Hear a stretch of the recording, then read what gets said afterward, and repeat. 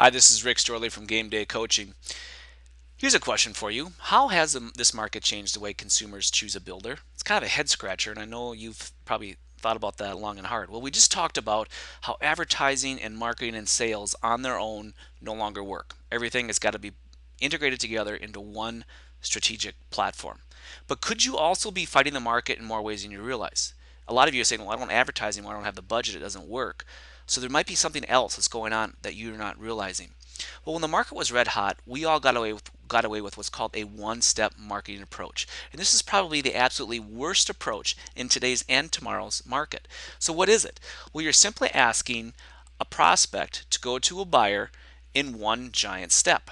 So think about it. You run the ad, you say, well, we sell homes or we sell remodeling services. Call me, email me, or stop in our model home or stop by our office if you're interested.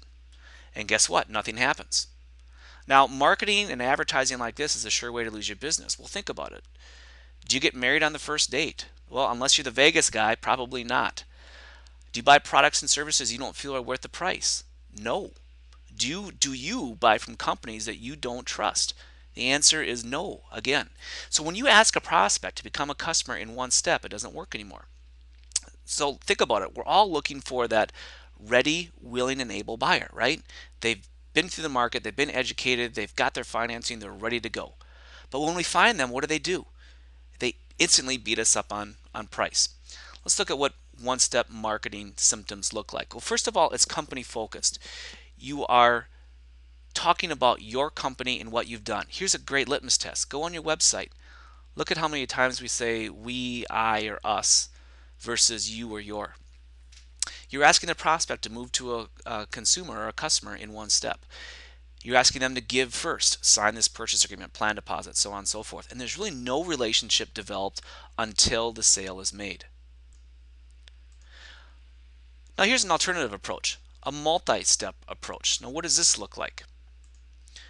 Well, first of all, you give to start the relationship, and you give through focusing on education and giving something for free to help them with your research.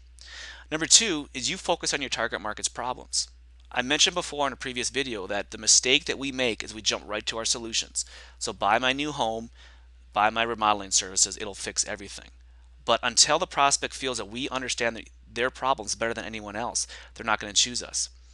Number three is you develop a multi-step sales process. This is a marketing and sales funnel that will be part of this group.